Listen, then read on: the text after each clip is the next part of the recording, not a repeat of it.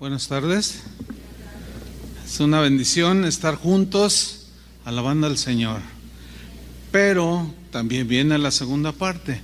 El Señor nos ministra a través de la palabra de Dios. Así es que le invito a que abra su Biblia en 2 de Pedro 1:8.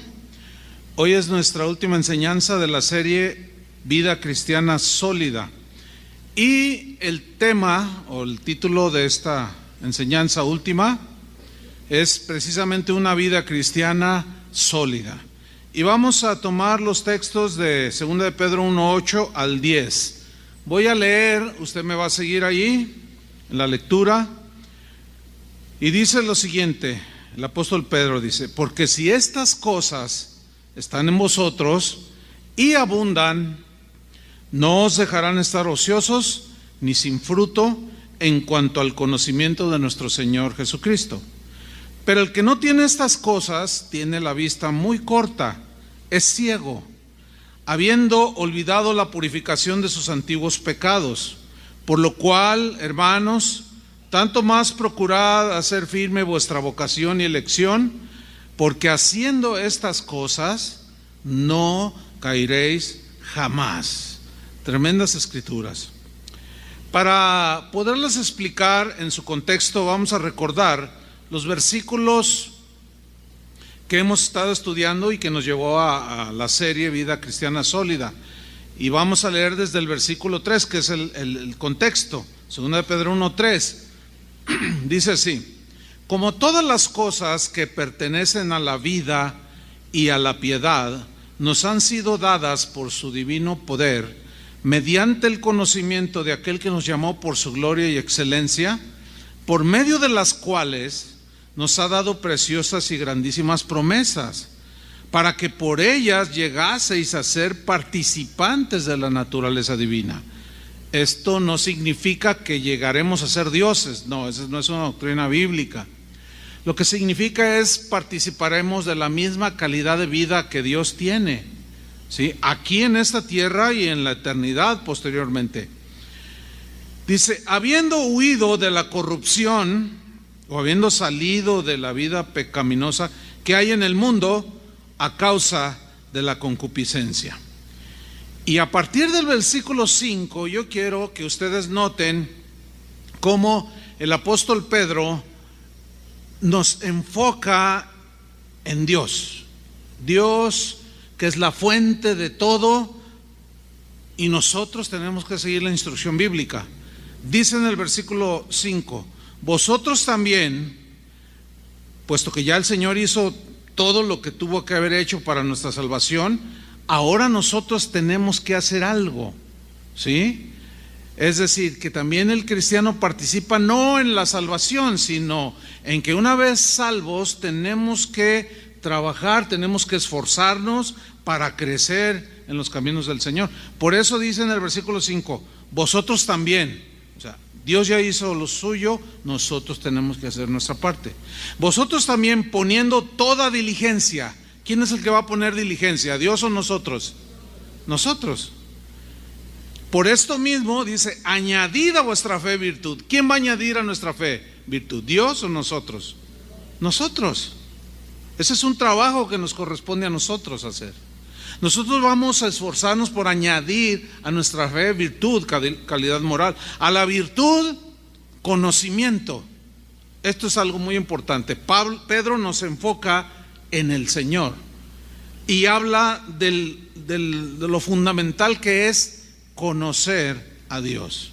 Nuestro Señor Jesucristo en Juan 17:3 dijo lo mismo que entendió el apóstol Pedro y todos los demás apóstoles, en palabras de Jesús, diciendo acerca del conocerlo a Él.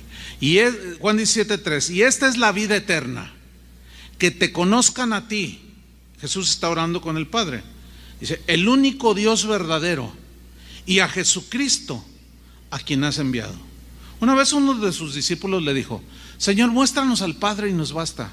Y Jesús le respondió: el que me ha visto a mí, ha visto al Padre. Eso significa que Jesús vino a revelarnos el corazón del Padre, al Padre mismo. Y Dios está muy interesado en que conozcamos al Padre y a su Hijo. Eso es fundamental. Y la única manera de conocer a Dios es a través de la revelación de las Escrituras, de lo que Dios mismo habla de Él.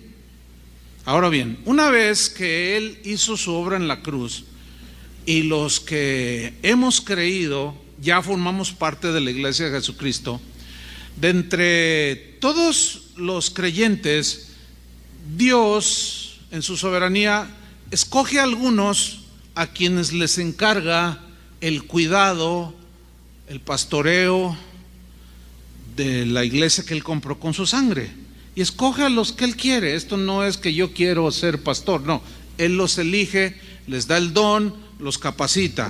Por eso dice en Efesios 4:11, y Él mismo constituyó a unos apóstoles, a otros profetas, a otros evangelistas, a otros pastores y maestros, con un propósito, a fin de, o para, en otras palabras, nuestro trabajo como pastores que Dios nos llamó a hacerlo.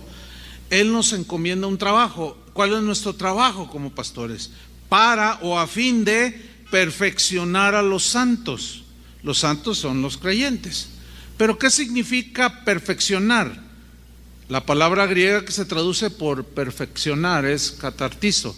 Esta palabra tiene muchos significados muy interesantes, entre otros, capacitar a los creyentes. Esa es nuestra responsabilidad, instruirlos, dirigirlos, disciplinarlos, en fin, todo lo que tiene que ver con el discipulado.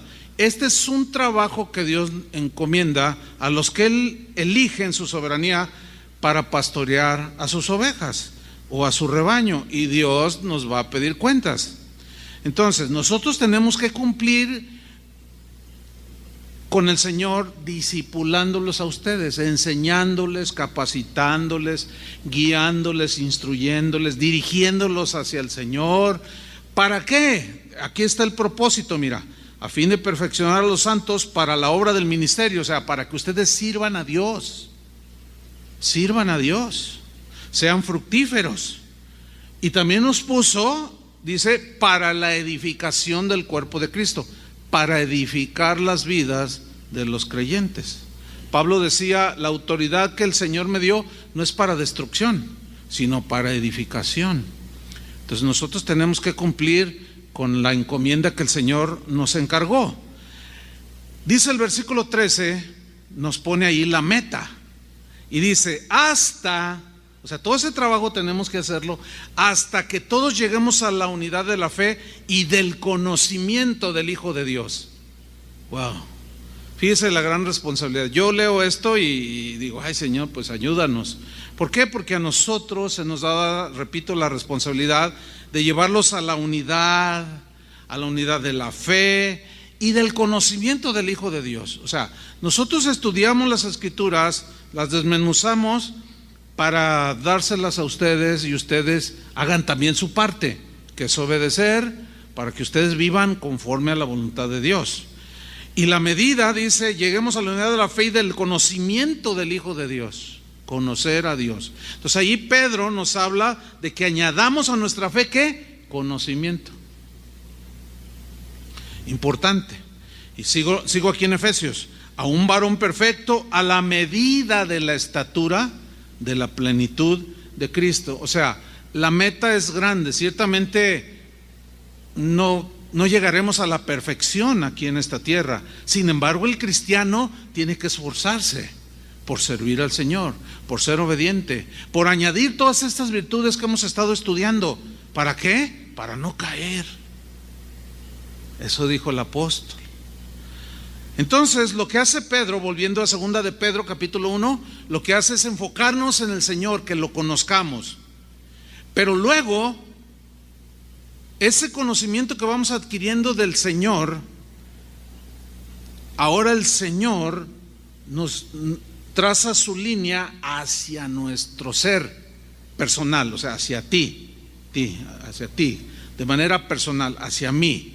Dios transformándonos a su imagen, haciendo la obra en nuestro corazón, y luego se enfoca en nosotros.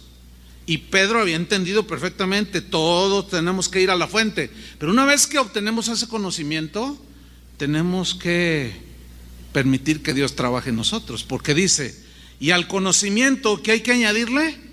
Dominio propio. O sea, es control de nuestras emociones negativas, controlar nuestras emociones, nuestro hablar, nuestras acciones, en primer lugar, para no ofender a Dios. Y en segundo lugar, para no dañar a nuestro prójimo. Entonces ven cómo de lo que se trata el cristianismo es conocer a Dios, pero una vez que lo conocemos, ese conocimiento tiene que transformarnos, porque su palabra transforma. Y en esa transformación, el siguiente paso es desbordar sobre nuestro prójimo el amor de Dios. ¿Lo están captando? Controlar nuestras emociones, dominio propio. Una vez un hermano dijo, no, es que yo soy de mecha corta. De mecha corta, pues tienes que hacer algo. La mecha corta es, ¿cuántos no hemos visto los cohetes esos que venden, no? Las palomitas que les llamamos, que traen una mecha pequeñita. Entonces los encienden y no les da tiempo de explotar, les explotan las manos y les destruyen los dedos. Eso es mecha corta. Bueno, procura que la mecha que tengas de aquí en adelante sea larga, porque puede explotar y no solo te haces tu daño, sino dañas a los demás.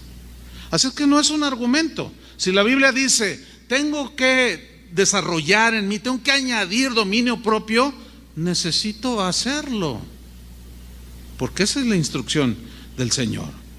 Ahora, una vez que Pedro nos enfoca en el Señor, que tenemos que conocerlo, tenemos que adentrarnos en el conocimiento de quién es Dios, por qué hace las cosas como hace, tenemos que entenderlas y luego asimilar que Dios está tratando con nosotros, que nos quiere transformar para después dirigir toda esa obra preciosa que hace en nuestras vidas, dirigirla hacia los demás.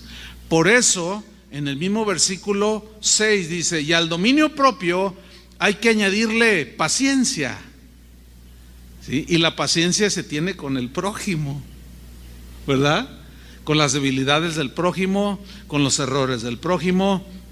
Pero la paciencia nos sirve aún más allá, porque la Biblia también habla que por medio de la fe y la paciencia heredamos lo que Él dijo, las excelentes y grandísimas promesas.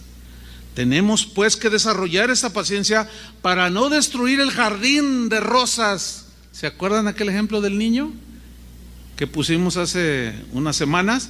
Que por impaciencia, queriendo ver las flores, destruyó todo. No sea que nuestra impaciencia destruya a nuestras propias vidas y a los que están a nuestro alrededor. Y a la paciencia, fíjense cómo todo se desborda hacia el prójimo, pero no deja de ligarnos con el Señor, porque a la paciencia hay que añadirle piedad, devoción a Dios, entrega. Pero también la piedad tiene el otro sentido que también ya explicamos, que nos apiadamos de la necesidad de la otra persona. Tenemos piedad, misericordia del que está en necesidad, y pues en lugar de comprar una pasta compramos dos para el que necesite. Y a la piedad, afecto fraternal. Notan cómo toda la obra es conocer a Dios, número 1. Número 2, Él hace la obra en nosotros. Y número 3, ¿se fijan cómo todo se desborda hacia los demás? Afecto fraternal. Y al afecto fraternal añádanle amor, de lo que habló el pastor Julio hace 8 días. Mire, en síntesis, los primeros cristianos, o para los primeros cristianos, el cristianismo no consistía solamente en conocer doctrinas. No, ellos entendieron que iba mucho más allá. Ellos entendieron que no solo era conocer al Padre y a su Hijo Jesucristo. Ellos lo entendieron perfectamente y no se quedaron ahí nada más con un conocimiento intelectual. Ellos fueron más allá y entendieron la relación que también debemos de tener con los demás. Juan, el apóstol, lo dijo de esta manera, entendió perfectamente el mensaje que los primeros cristianos asimilaron hasta, digamos, hasta el siglo IV, 400 años después de que Jesús partió. Los primeros cristianos en esos primeros siglos entendieron perfectamente este mensaje.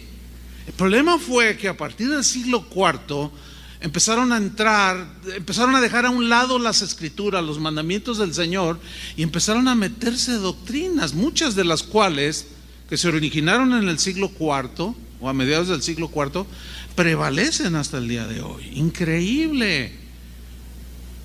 Pero cuando la gente va a la Biblia y empieza a conocerla, dice, pero entonces aquello que dijeron o que me enseñaron, bueno, te mintieron. Eso ha provocado, a grandes rasgos, que el cristianismo se haya diluido y se tiene solamente un conocimiento intelectual. La persona nada más lo conoce de manera intelectual, no permite a no entregar su vida al Señor, no permite que Dios lo transforme, y por consiguiente el trato con los demás no es el que Dios demanda. Ustedes han escuchado esta frase, que México es un país cristiano. La han escuchado, ¿verdad? Pregunta, ¿México es un país cristiano? Absolutamente no. Es un país que tiene más de 100 millones de personas que tienen un conocimiento intelectual, nada más. Y hoy en el mensaje cada domingo que van a las iglesias, sin embargo, al salir, su trato con los demás, bueno, en primer lugar, su trato personal, no hay una transformación, mucho menos va a haber un trato y una actitud cristiana ante los demás. México es uno de los países donde más gente muere asesinada, aún juntando algunas guerras. México es de los países, nada más hablando de nuestro país, de los países más corruptos del mundo. ¿México, país cristiano? Absolutamente no. ¿Culpa? ¿Quién es el culpable? Los líderes espirituales. Somos los culpables.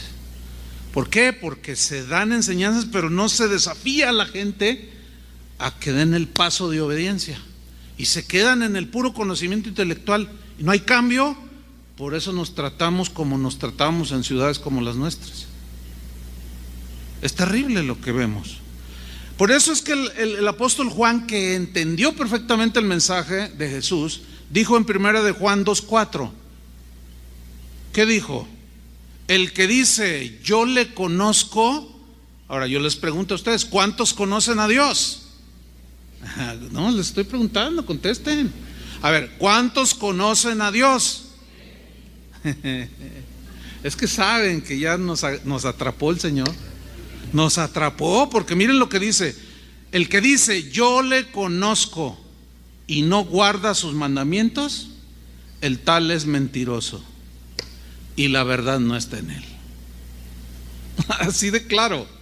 Ahora, ¿cuál es el más grande mandamiento? Ya lo sabemos. Amarás al Señor tu Dios con todo tu corazón, toda tu mente, todas tus fuerzas. Pero luego dice, este es el primer grande mandamiento, cuando le preguntaron a Jesús. Y el segundo es semejante: amarás a tu prójimo como a ti mismo. ¿Sí? Contigo, ¿verdad que eres bien generoso? Tú te compras unos buenos zapatos, pero cuando se trata de comprarle a tus hijos, les compras unos pardo o más corrientitos, pues. Sí, así somos, desgraciadamente.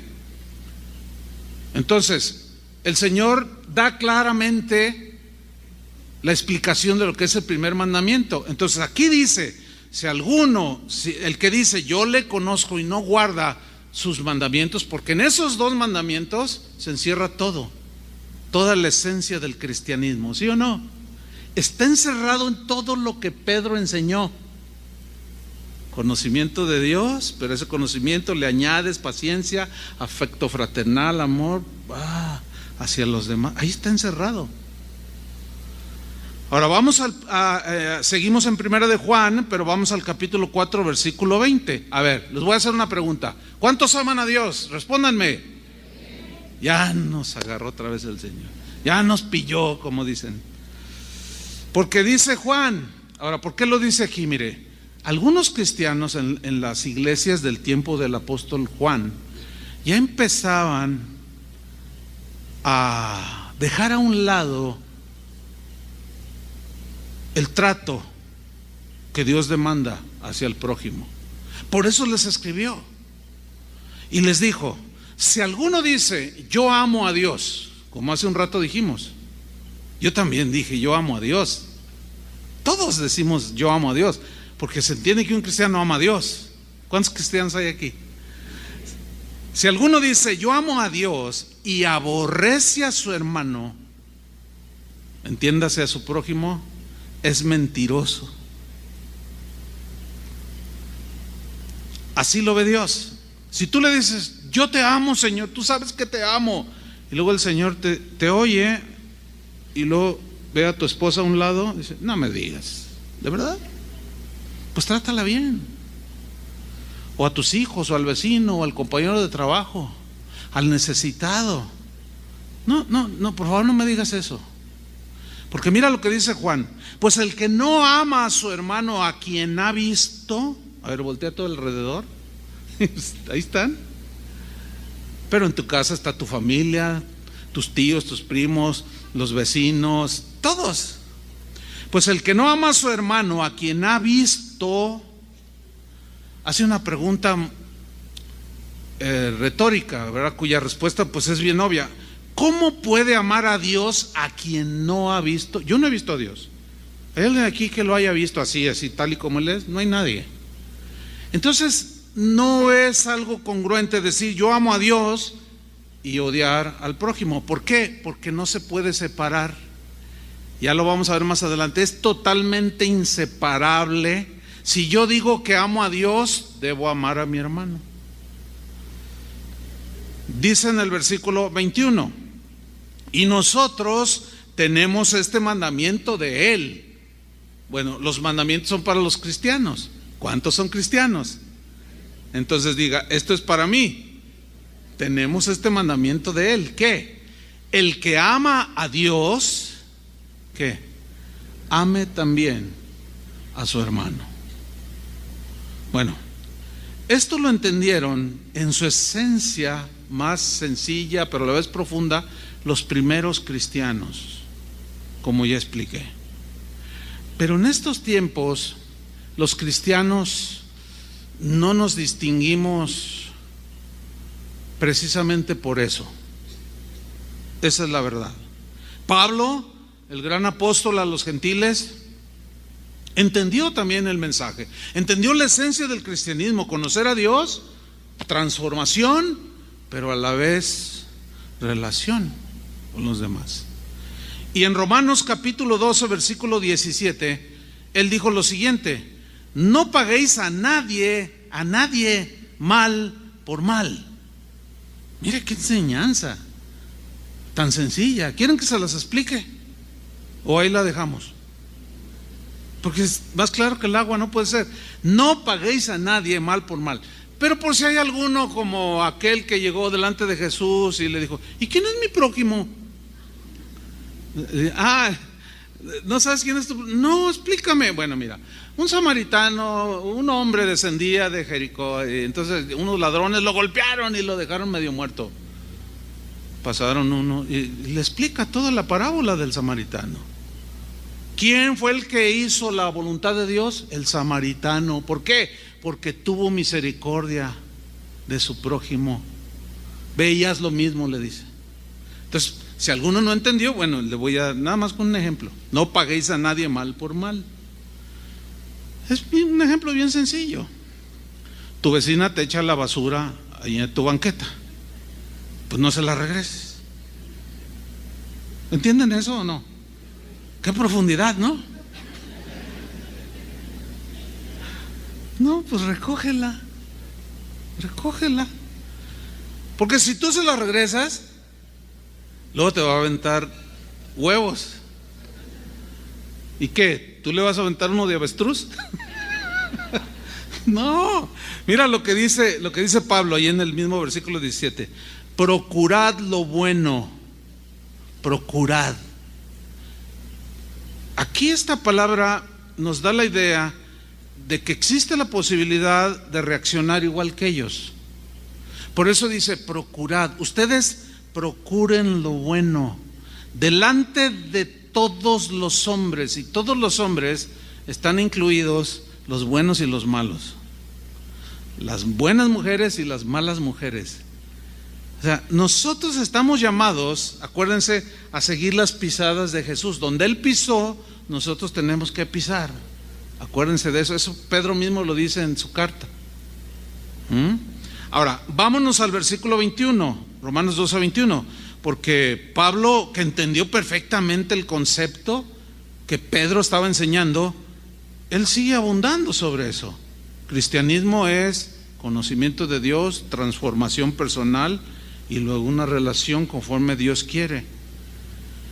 Dice Romanos 12:21, no seas vencido de lo malo, sino vence con el bien el mal.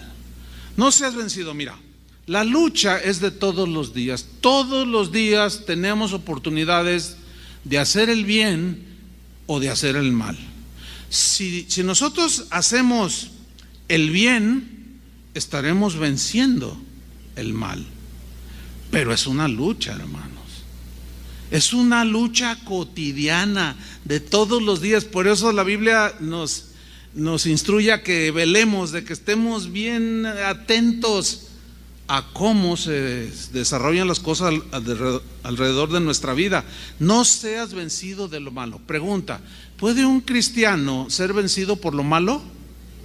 Claro que sí, si no, ¿para qué está ahí la cosa? ¿Para qué está lo que dice ahí? No seas vencido de lo malo. Está implicando que un cristiano puede ser vencido, si no, la instrucción no tiene sentido, ¿verdad?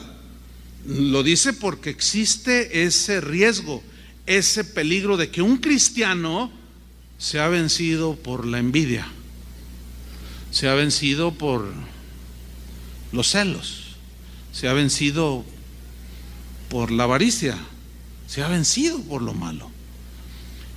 Y la instrucción apostólica es: si no vence con el bien el mal. Aquí habla de conducta, vencer con el bien el mal. Fíjense que el lenguaje que usa Pablo es el de dos luchadores. Sí, habla de vencer, habla de aplicar fuerza. Pablo utilizó muchas metáforas y muchas de sus enseñanzas estaban plagadas de referencias respecto a las competiciones olímpicas, en este caso, porque todo el mundo estaba al tanto de eso. Entonces, cuando él usa ese lenguaje, les está diciendo a los cristianos en Roma: miren, así como una lucha entre dos luchadores de lucha grecorromana, que en cuanto se miran los dos, ahí están para luchar, y uno de ellos sale vencedor. Y lo que está diciendo Pablo es: procuren vencer, porque si no vencen, serán derrotados. Entonces, antes de hacer cualquier acción, piénsalo y di: ¿esto es bueno o es malo? Entonces, tú vas porque el Espíritu mora en nosotros, y el Espíritu te va a decir: es que es mala esa actitud que tuviste. Bueno, cámbiala y vence con una buena actitud. ¿Por qué todo esto? Simple y sencillamente porque de eso se trata el cristianismo en sentidos bien prácticos. Ahora, en Romanos 13:10, Pablo no termina allí su enseñanza al respecto. Dice en el versículo 10 de Romanos 13: el amor, ahí está, miren, no hace mal al prójimo. ¿El amor qué? No hace mal al prójimo. ¿Se acuerdan que ese es uno de los ingredientes que debemos de añadir a nuestra fe? Porque nuestras conductas, nuestros dichos, nuestras maneras de ser, de reaccionar, pueden dañar el corazón de las personas, ¿sí o no? Entonces, mira, aquí va el consejo de Dios. Antes de hacer algo o de decir algo, detente un momento y piensa: ¿esto va a herir el corazón de mi esposa? ¿Esto va a ofender a mi esposo? ¿Esto va a destruir el corazón de mis hijos? ¿Esto va a dañar la amistad con mis vecinos? Inclúyenlo en los negocios, inclúyenlo en toda la vida cotidiana. Porque el amor, entonces dice, no hace mal al prójimo. Así que el cumplimiento de la ley es el amor. Porque el amor, dice, cubre multitud de pecados. O sea, el amor, Dios es amor. Y el que no ama no ha conocido a Dios, porque Dios es amor. Por eso Juan dice, con este juego que parece como de palabras, el uno dice yo amo a Dios, pero aborrece a su hermano, es mentiroso. Así no es el asunto, o no ha entendido la esencia del cristianismo.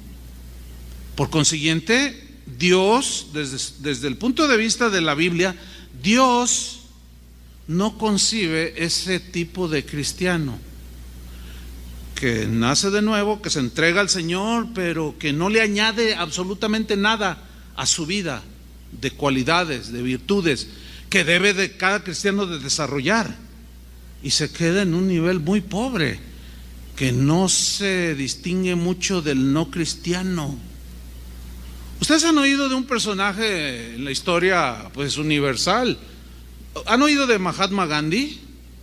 ¿Sí? Bueno, ese señor, él fue a Inglaterra a estudiar abogacía, él estudió leyes, se graduó de abogado.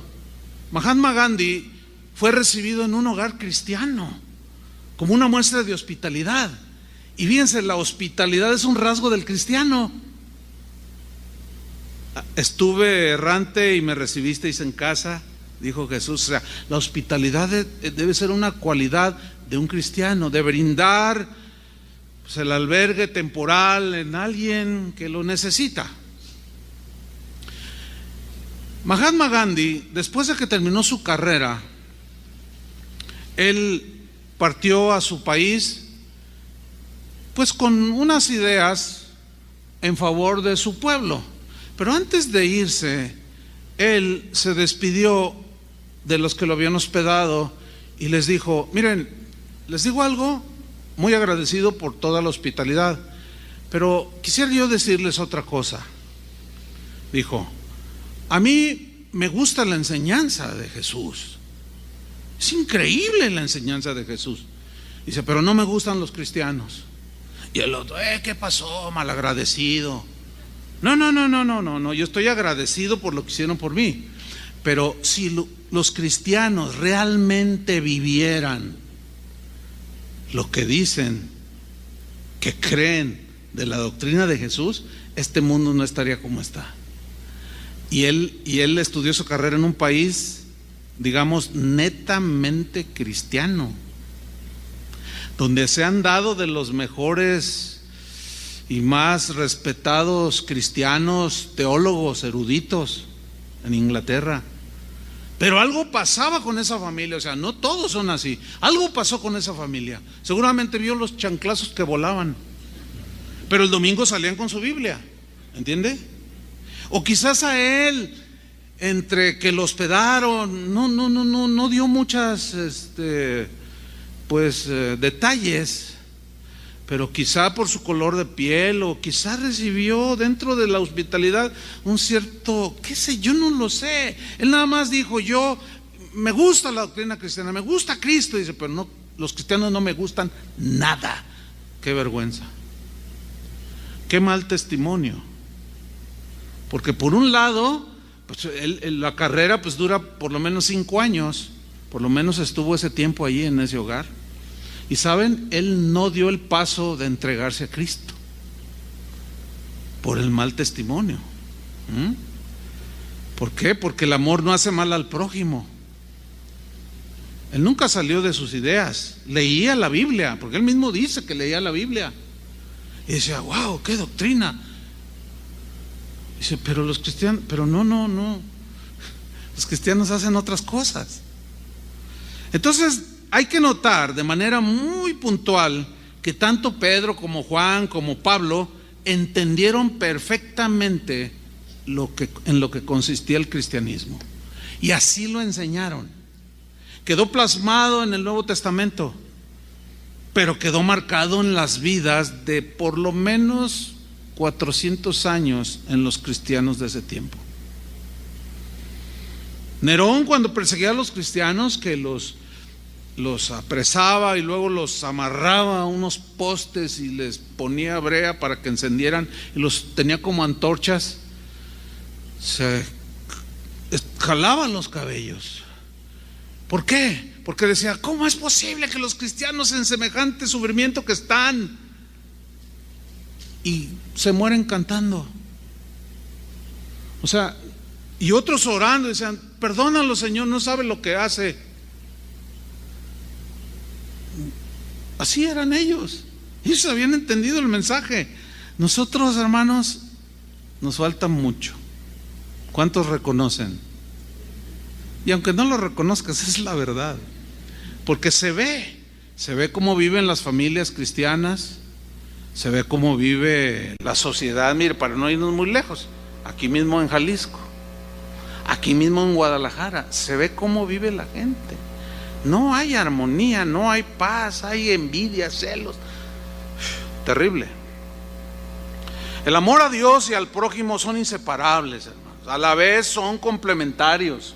No se puede amar a Dios sin amar al prójimo, y no se puede amar al prójimo sin amar a Dios. No existe ese concepto.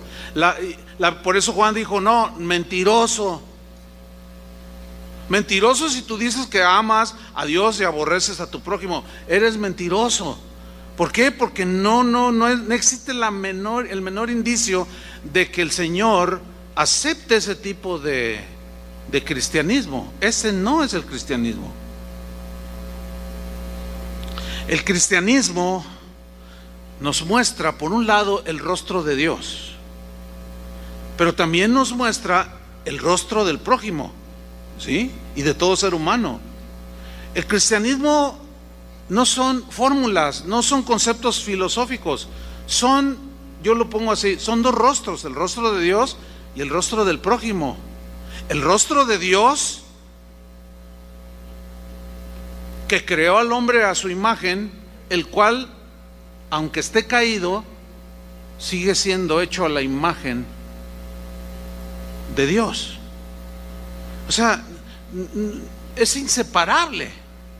En las históricas y maravillosas palabras de Jesús, inmortales diría yo, dejó plasmado todo este concepto. Mateo 25:34. Él está enseñando a sus discípulos, pone una parábola para explicarles, enseñarles, y les habla de un rey que obviamente se está refiriendo a él mismo.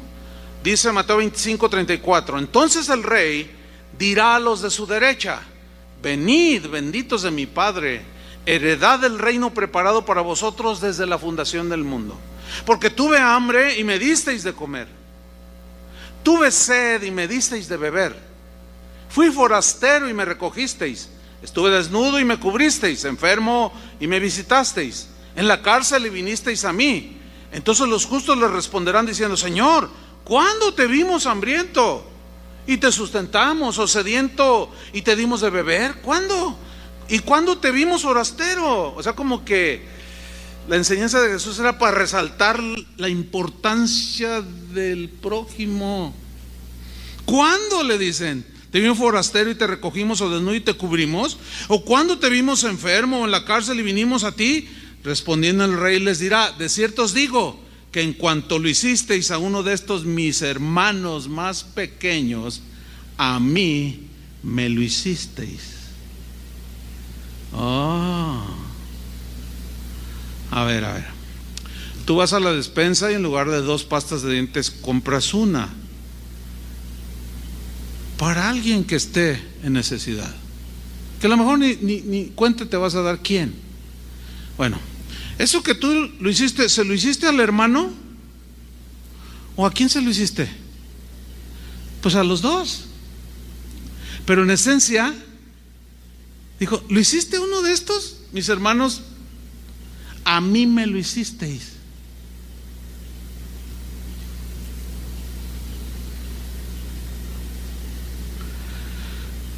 Luego viene la contraparte en el versículo 41. Entonces dirá también a los de la izquierda: apartaos de mí, malditos. Eso está fuerte. Al fuego eterno preparado para el diablo y sus ángeles. Eso se llama el infierno. ¿Por qué? ¿Por qué tan estricto Jesús? Sigamos leyendo. Porque tuve hambre, dice, y no me disteis de comer. Tuve sed y no me disteis de beber. Fui forastero y no me recogisteis. Estuve desnudo y no me cubristeis. Enfermo y en la cárcel no me visitasteis. Entonces también ellos le responderán diciendo: Señor, ¿cuándo te vimos hambriento, sediento, forastero, desnudo, enfermo, en la cárcel y no te servimos? Entonces le responderá diciendo: de cierto os digo que en cuanto no lo hicisteis a uno de estos más pequeños, tampoco a mí me lo hicisteis. E irán estos al castigo eterno y los justos a la vida eterna. Quiero hacer una observación. Aquí Jesús no está hablando de la salvación por obras, no, sino está hablando de aquellos que dicen: yo lo conozco, ¿entiende? Yo soy cristiano, pero la palabra no les penetró, no se dejaron transformar, y su trato con los demás fue espantoso. Fueron como el sacerdote que descendió y vio allí aquel que habían golpeado, o como aquel levita, y se dieron la media vuelta y se fueron. O sea, que no hicieron absolutamente nada. Mira, cuando nosotros hacemos un bien a alguien, sea un hermano, cualquier prójimo, en esencia, ¿a quién se lo estamos haciendo? Díganmelo. A Cristo. Cuando le hacemos un mal a alguien, ¿a quién se lo estamos haciendo?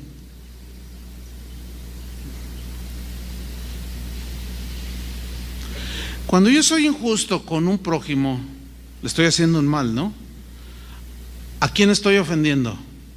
Díganlo. A Dios. Él así lo ve. Esta es la enseñanza de Jesús. ¿Se acuerdan cuando Pablo iba persiguiendo a los cristianos? Le caían gordos, le caían mal, no los quería y los asesinaba, los metía a la cárcel. Iba detrás de ellos, iba, bueno, en su cabalgadura. Dice que de pronto un resplandor del cielo, se le reveló Jesús, se le apareció, él sí lo vio, glorificado, y cae a tierra. Y el Señor, imagínense, él tirado allí, el Señor se le acerca y le dice: Saulo, Saulo, ¿por qué me persigues? Así le dijo, ¿no? ¿Por qué? Ahora, se entiende que Pablo perfectamente entendió a qué se refería Jesús. Había entendido en ese momento de su conversión que todo el mal que él estaba haciendo a sus prójimos, se lo estaba haciendo ¿a quién? A Jesús. Esto, hermanos, debe llevarnos a añadir a nuestra fe todas esas virtudes, y termina con dos que son fundamentales para esto: afecto fraternal y amor. Entonces, de hoy en adelante, síganme con atención, antes de hacer algo contra alguien, antes de decir algo contra alguien, detente. Porque si lo que vas a decir o lo que vas a hacer va a dañar a tu prójimo, ¿a quién se lo vas a hacer? Así de simple. Están como en shock, oigan. Están así como, pues, ese es el evangelio, ¿sí? Por eso Pedro dijo lo siguiente, volviendo a lo que estamos estudiando, 2 de Pedro 1:8, refiriéndose a lo siguiente, dice: porque si estas cosas, ¿cuáles cosas? Todo lo que él ya enseñó que le añadamos a la fe: virtud, conocimiento, dominio propio, paciencia, piedad, afecto fraternal y amor. Porque si estas cosas están en vosotros y abundan, no os dejarán estar ociosos. Ociosos tiene un significado muy interesante porque habla de esterilidad, de desocupación. O sea, se puede leer así: si estas cosas ustedes las añaden cotidianamente desde aquí hasta el último día de su vida, le van añadiendo a su fe todas estas cualidades y virtudes que debemos desarrollar, entonces ustedes no estarán estériles ni desocupados sin saber qué hacer, ¿no? Y luego añade, ni sin fruto en cuanto al conocimiento de nuestro Señor Jesucristo, porque el conocimiento de nuestro Señor Jesucristo nos transforma, y esa transformación se tiene que derivar en el prójimo. Es si estas cosas están en vosotros y abundan, no os dejarán sin fruto. Hay unos pasajes en la Biblia, hay dos. Hay uno cuando Jesús dice que va caminando y tuvo hambre, así dice que tuvo hambre, y vio una higuera y era tiempo de higos. Esto tiene una aplicación profética con Israel, y se acercó y buscó entre las ramas, y no sé de qué tamaño sería la higuera, pero si era suficientemente alta, de unos 3 metros, 2 metros, no crecen demasiado, pues quizás se subió a la higuera y empezó a buscar, era tiempo de higos, y empezó a buscar y no encontró ni un solo higo, y dice que la maldijo. La higuera siempre en la Biblia es símbolo de Israel. Siempre. Israel, en el tiempo de Jesús y en otros tiempos pasados, ya deberían de haber dado mucho fruto como pueblo elegido de Dios, pero no lo habían dado. ¿Sí? Y hay otro pasaje donde es una parábola, una especie de ejemplo, donde está un árbol y va y busca fruto también y dice, no, lo voy a cortar. Entonces llega el dueño allí y pues me imagino que con el machete en la mano. Entonces el agricultor dijo, no, espérate, no lo cortes. Permíteme que yo lo abone, lo pode, lo prepare, le eche abono, todo, etcétera, etcétera. Y después de un año, si no da fruto, entonces lo cortas. Entonces, ok, está bien, y dejó el machete el Señor. Así se entiende. Y lo dejó ahí a un lado. Eso habla de la paciencia del Señor. Las higueras dan fruto después de unos años, pero tienen que darlo. Así el cristiano. No podemos concebir a un cristiano, mira, los primer año, el segundo, el tercer año, bueno, pues tengo 2 años de cristiano y todavía tiene reacciones de mecha corta, reacciones de avaricia, de egoísmo, muy notables, pero como le está añadiendo a su fe, llegan los 3 años, 4 años y empieza a dar sus frutitos. Y ay, mira al Señor, cómo lo ha transformado.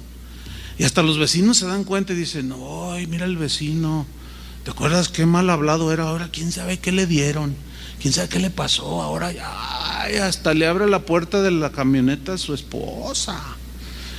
Ay, quién sabe qué les pasó. O sea, la gente se empieza a dar cuenta, llegas a tu trabajo y la gente se empieza a dar cuenta y dicen, oye, ¿y qué le pasó al Pancho? Pues no sé, se ve medio raro, ¿verdad? Sí, ya se ve más tranquilo. Otro día le dije, vamos a una fiesta, y me dijo que no, que mejor iba a pasear con su esposa y sus hijos. Yo le dije, ese es mandilón. Me dijo, no, es que tengo que cuidar a mi familia. Ay, eso. Pero algo tiene el Pancho. O sea, se da cuenta la gente, hermano, ¿sí o no? Pero alguien que pasa los 4, 5, 6, 8 y en adelante años en el Señor y están como la higuera, que el Señor viene y busca y no encuentra fruto. ¿Por qué? Porque están siendo negligentes, no le están añadiendo nada a su vida. Están igual que hace 5 años, siguen igual de mechas cortas, etcétera, etcétera. ¿Se acuerdan de aquella parábola que Jesús puso de las 10 vírgenes? Dice, 5 eran insensatas, 5 eran sensatas o sabias. ¿Y en qué consiste la parábola? En que ellas tenían lámparas, ¿sí? Y tenían una luz. El Señor es el que pone la luz. Allí no, la salvación, entiéndase. Nosotros no hacemos nada para salvarnos. Es un regalo de Dios. Pero una vez que somos salvos, tenemos que añadirle aceite. Y 5 se descuidaron. Y hubo una voz que dijo: aquí el esposo viene a casarse y las vírgenes, vamos ya. Entonces 5 de ellas levantan su lámpara y estaban llenas de aceite. O sea, ellas se preocuparon por estarle poniendo, ¿sí? Añadían a su fe virtud, conocimiento, dominio. Y las otras 5 dijeron: ay, fueron negligentes, ociosas, holgazanas. Entonces se acercan con las que tenían mucho aceite: danos de vuestro aceite. Y ellos dijeron: no, es que ¿cómo? No podemos. O sea, lo que yo le he añadido a mi fe, no te lo puedo dar a ti. ¿Me explico? Ni lo que tú le añadas a tu fe y a tu paciencia y a tu conocimiento, no me los puedes dar a mí. Cada quien llena su lámpara, pero esa es responsabilidad de cada quien. Y las 5 se fueron, y las otras insensatas, por descuidadas, no entraron a la boda. Por eso Pedro dice: si estas cosas están en vosotros y abundan, no os dejarán estar ociosos ni sin fruto en cuanto al conocimiento de nuestro Señor Jesucristo. Ahora, este mismo versículo en 2 versiones diferentes, mire qué interesante. Por ejemplo, en la versión Biblia al Día dice: porque estas cualidades que ya estudiamos en esta serie, estas cualidades, si abundan en vosotros, os harán crecer en el conocimiento de nuestro Señor Jesucristo y evitarán que seáis inútiles e improductivos. ¿Les gusta esa traducción? A mí sí. En la versión Dios habla hoy se lee así: si ustedes poseen estas cosas y las desarrollan. También me gusta esa palabra. O sea, añaden, las desarrollan. Ni su vida será inútil, ni habrán conocido en vano a nuestro Señor Jesucristo. Eso habla de que si nosotros nos resistimos a hacer el esfuerzo para añadir a nuestra fe estas cualidades, hermanos, hay un peligro grave aquí. Corremos el riesgo de deslizarnos poco a poco, de quedar a la deriva y finalmente terminar apostatando, abandonando a Jesús y renegando del Evangelio, de los cuales nunca como hoy, en el presente siglo XXI, se ve tanto cristiano apostatando, abandonando. Una vez profesaron fe en Cristo y hoy reniegan, se vuelven ateos, como conocen algo de la palabra de Dios, arman sus muros de Facebook y se burlan de Dios, se burlan de los cristianos. Ja, ja, ja, yo lo creí, pero por tal, por cual, por esto. Y todos son renegando, blasfemando. Ahora tú dices: ¿por qué llegaron a esa condición? ¿Saben por qué? Porque no estaban sólidos. No le añadieron, se resistieron, se descuidaron y no llenaron de lámpara sus vidas. Si nos resistimos, hermanos, poco a poco iremos quedando ciegos, nos quedaremos sin la lámpara del conocimiento de Jesucristo, que es lo que ilumina nuestro ser interior, pero también alumbra nuestro camino. Y Pedro lo dice, 2 de Pedro 1:9, que es el siguiente versículo, dice: pero el que no tiene estas cosas, ¿cuáles cosas? Pues a la fe, virtud, conocimiento, paciencia, afecto fraternal, piedad, etcétera. El que no tiene estas cosas tiene la vista muy corta, es ciego, dice, habiendo olvidado la purificación de sus antiguos pecados. Yo quiero enfatizar la frase que usó Pedro: vista muy corta. La palabra que se traduce por vista muy corta es muopazo. Y esta palabra significa literalmente ser corto de vista, y de muopazo se deriva la palabra miopía. Bueno, ¿qué es la miopía? Es una anomalía de los ojos que producen una visión borrosa o poco clara en los objetos lejanos. O sea, alguien que está miope no puede ver a lo lejos. Tiene la vista muy corta, nada más ve lo cortito. Ah, mira, lo veo bien clarito. Pero mira allá, ¿quién viene? ¿Quién? Miren, yo en mi vista natural, yo empecé a ver al paso del tiempo que los objetos lejanos se me hacían borrosos. Una vez perdí mis lentes y veníamos en la carretera, los perdí, los dejé olvidados en algún lado. Entonces, pues como no veía a lo lejos, porque estaba miope, necesitaba lentes, y venía, y yo le decía a mi esposa, allá viene un auto, pero ¿va o viene? No sé si te acuerdas. Y luego me dice, pues viene. Le digo, no, es que yo nomás veo un bulto, pero no sé si va o viene. O sea, es borroso, la vista es borrosa. Metafóricamente, la miopía espiritual es semejante. ¿Por qué? Porque las cosas de arriba son borrosas y las cosas terrenales son las únicas que vemos. Nada más. ¿Sí? ¿Entienden la metáfora? ¿Entienden lo que Pedro está diciendo? El que no tiene estas cosas es un miope. Su vista espiritual está atrofiada, no alcanza a ver. Miren, hermanos, me tocó estar en esta semana pasada, semana y media, visitando algunas casas de oración en los Estados Unidos, y me tocó las elecciones del presidente, que ustedes saben quién ganó, ¿verdad que sí saben? Bueno, y eso fue el martes. El miércoles un pastor me escribe y me dice, híjole, Chuy, me dice, la reunión de oración estuvo bien concurrida, estoy sorprendido. Dice, pero yo sé por qué. ¿Y ustedes también ya saben por qué? Pues hay mucho indocumentado en los Estados Unidos y hay mucha gente que va a las iglesias cristianas que están indocumentados. Entonces, cuando supieron quién había ganado, se les movió el tapete. Dice, uno me llamó y me dijo, pastor, ¿va a haber reunión de oración mañana? Siempre tenemos reunión de oración, hermano. Ah, dice, ¿y a qué horas es? Dice, es a las 6 de la mañana. ¿Tan tarde? Oh.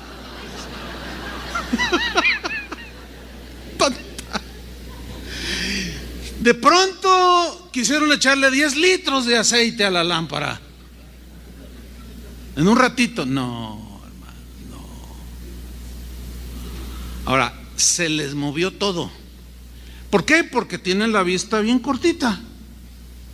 No alcanzan a ver las cosas celestiales, no alcanzan a poner la mira en las cosas de arriba, sino las de la tierra, porque su vista es bien cortita. Entonces dijeron, ¿y mis hijos? ¿Y mi trabajo? ¿Y qué voy a hacer?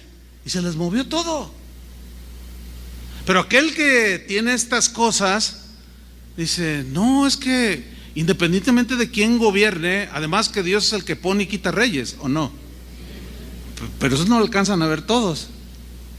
Él es el que pone y quita reyes. Si Él permitió que este señor sea el presidente, bueno, con o sin Él, pues yo voy a confiar en el Señor, ¿o no? Porque yo sigo sosteniendo que para que nos vaya bien en la vida no tenemos que irnos a ningún país buscando esa buena vida. Y generalmente es la vida material la que se va buscando, no la espiritual. ¿Sí o no? Porque Dios es el mismo allá y aquí. O el de aquí es más pobre. Miren, ya tuvo misericordia de nosotros y nos pavimentaron allí afuera.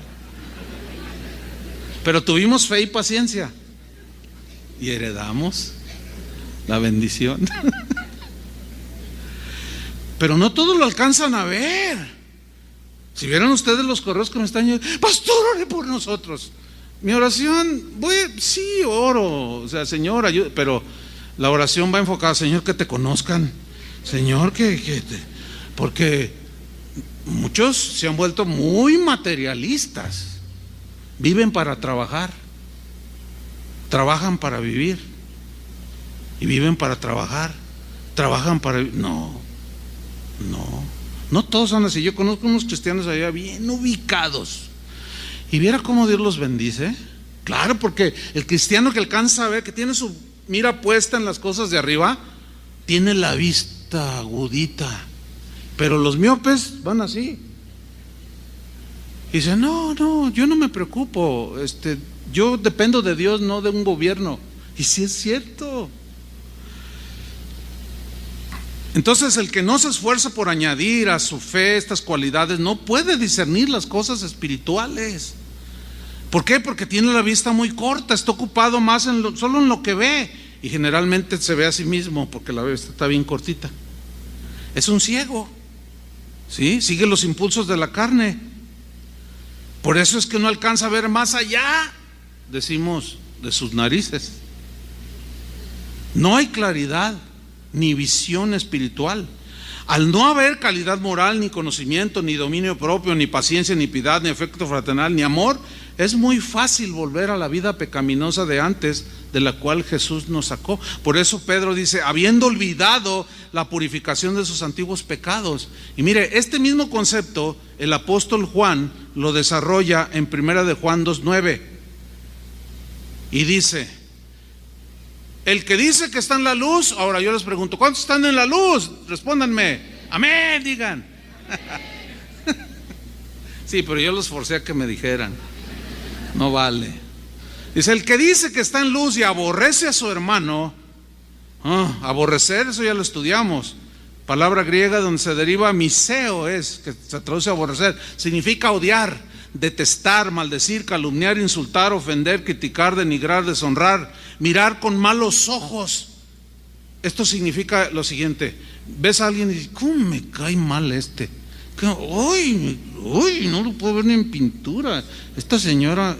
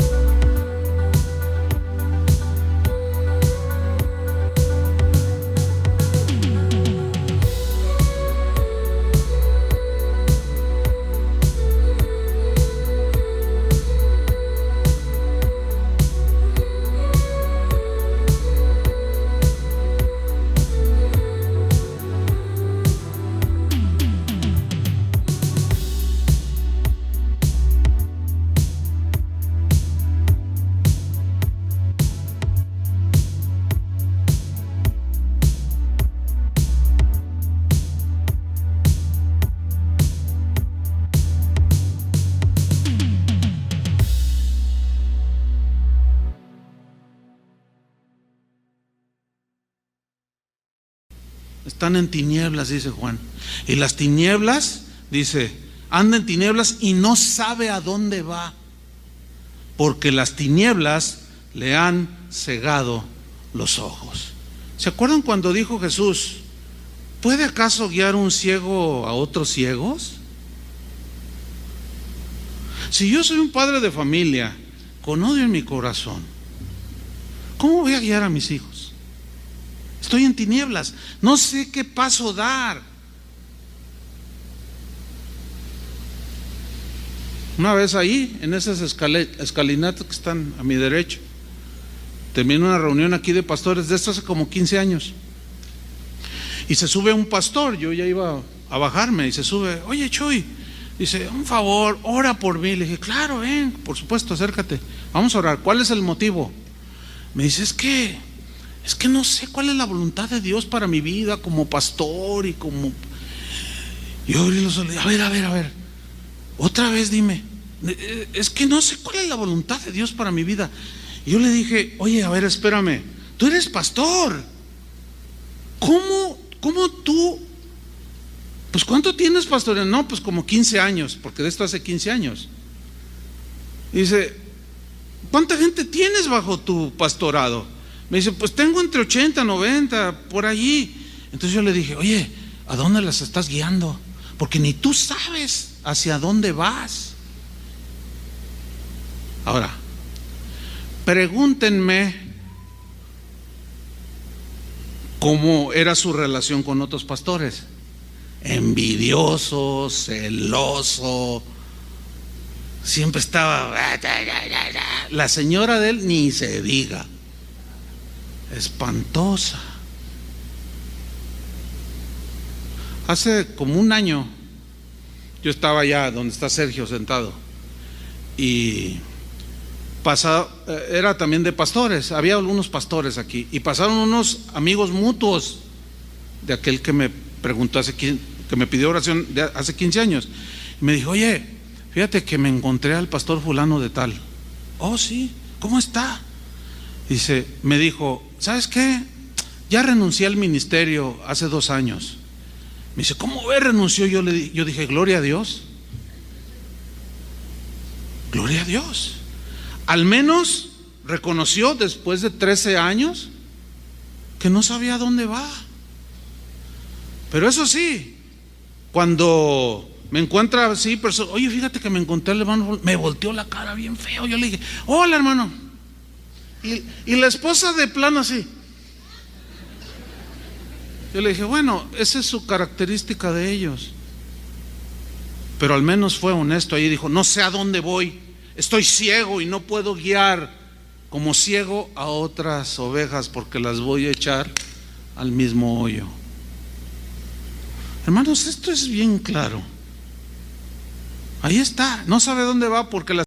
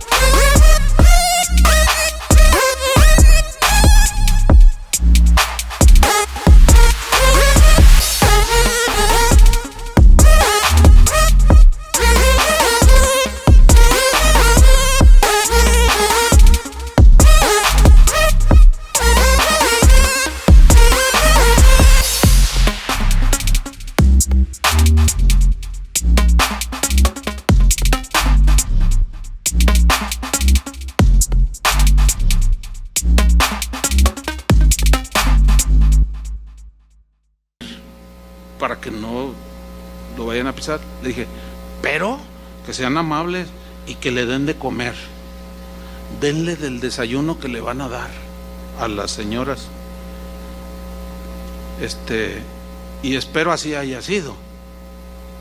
Porque, o sea, no podemos ser, váyase de aquí, váyase. No, ¿cómo? Nunca se me olvidará en una ocasión, estaba un domingo y yo estaba ahí y salí para ya venir a predicar y me dice una mujer, pastor, venga, acérquese. Le digo, ¿qué pasó? Dice, ¿ya vio ese que está allí? ¿Cuál? Ese que está allí, mira nomás. Y yo lo vi y era un muchacho punk, así, con los cabellos así. Entonces, de este lado estaba todo pintado azul, el rostro, de verdad, y el pelo, así, el pelo así, ¿no? Y rapado, pero estaba todo azul. Entonces yo le dije, hermano, tranquilo. Dice, mira nomás, porque luego en eso se volteó así y estaba anaranjado de este lado. Dice, hermano, da mal aspecto, es que lo voy a echar. Le dije, no, espérate. Y lo agarro, lo tomo, le digo, y salimos por ahí. Le dije, hermano, no, ¿cómo que lo vas a echar? ¿Por qué lo vas a...? Es que está bien feo.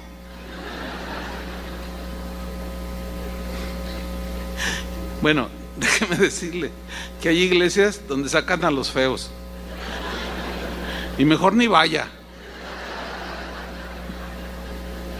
Pero esas iglesias les falta entender. Yo reconozco que estamos creciendo en esto, ¿sí? Porque esto nos va a dar una vida cristiana sólida. Hermanos, los tiempos no van a mejorar. Termino con esto. No mejora. Se va a venir como un tsunami. Jesús dijo que por haberse multiplicado la maldad, el amor de muchos se va a enfriar. También dijo el Señor que los últimos tiempos serán como los tiempos de Noé, ¿sí? No sé cuántos de ustedes sabían que hay una casa de oración, Las Vías. No todos saben esto, pero algunos. ¿Y dónde está esa iglesia? Ahí en Las Vías. Aquí se da por donde ya está pavimentado. Y luego se da la vuelta, allí sigue derecho hacia Las Vías, con los indigentes, con los inmigrantes, salvadoreños, hondureños, gente pues que la pasa mal, no tienen para comer a veces, etcétera.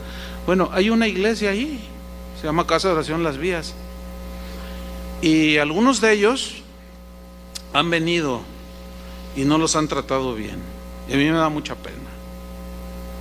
Porque bueno, pues su aspecto, ellos no están traje como yo. Ellos, pues su aspecto no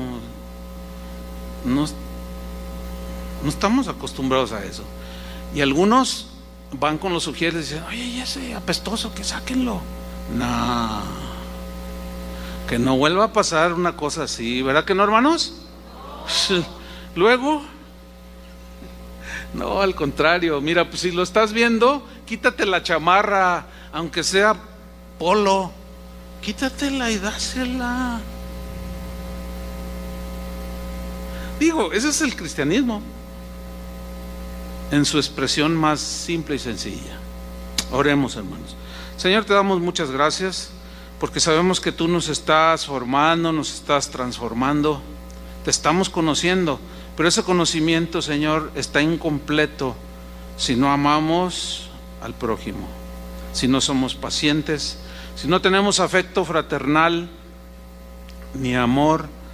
No hemos dado el paso definitivo, pero estamos en eso, Señor. Ayúdanos, danos tu gracia, danos más entendimiento. No queremos estar en tinieblas, no queremos ser miopes de corta vista, sino poder ver, Señor, con claridad, porque haciendo estas cosas, añadiendo todas estas cosas a nuestra fe, a nuestra vida, no caeremos, estaremos firmes y sólidos y seremos fieles representantes del reino de Dios en esta tierra, y seremos cristianos que nos parecemos a ti, Señor. Perdona nuestros errores, Señor.